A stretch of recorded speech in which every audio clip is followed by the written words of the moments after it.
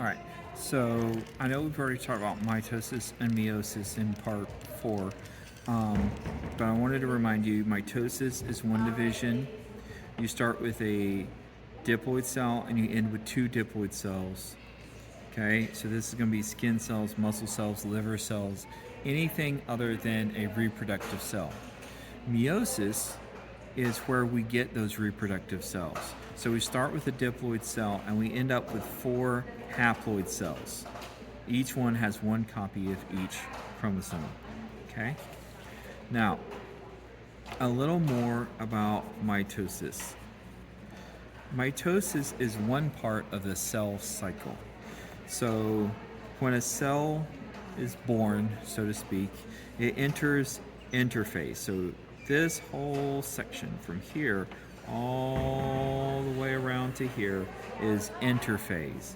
And interphase includes a growth time, a synthesis time where DNA is replicated, and a growth 2 where the cell prepares to divide.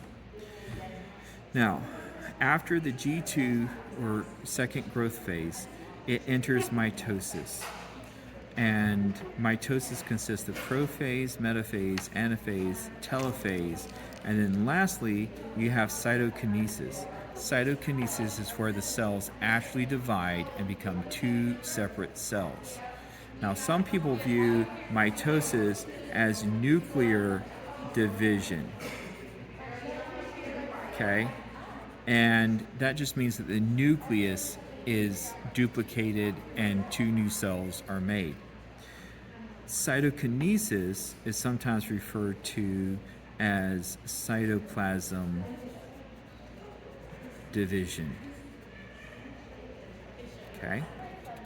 So most of the cell's time is spent in interphase, and that's where the cell grows and it does whatever cell it's supposed to do. So if it's a liver cell, it does liver things. If it's a lung cell, it does lung things. All right? And then in the S phase, it copies the DNA. Growth 2 phase is going to prepare for division by maybe it makes extra organelles, and then it divides and duplicates the nucleus, and then the 2 cells actually separate in cytokinesis. Now, a little more detail. So this is still mitosis. You're going to start with interphase. The cell is just living its little cell life. And then you go to prophase. In prophase, the chromosomes form. See, the DNA here is like a ball of yarn. It's just there inside the nucleus. And so in prophase, the chromosomes form and the nuclear membrane starts to break down. In metaphase, the chromosomes line up across the equator of the cell. These black dots are called centrioles, and these lines are filaments, and they connect the centriole to the chromosome at the center called the centromere. Now, after metaphase, we have anaphase, where the centrioles pull the chromatids apart. Because see, you're here, each chromosome has 2 chromatids, okay? And so here they get pulled apart and a cleavage furrow starts to form.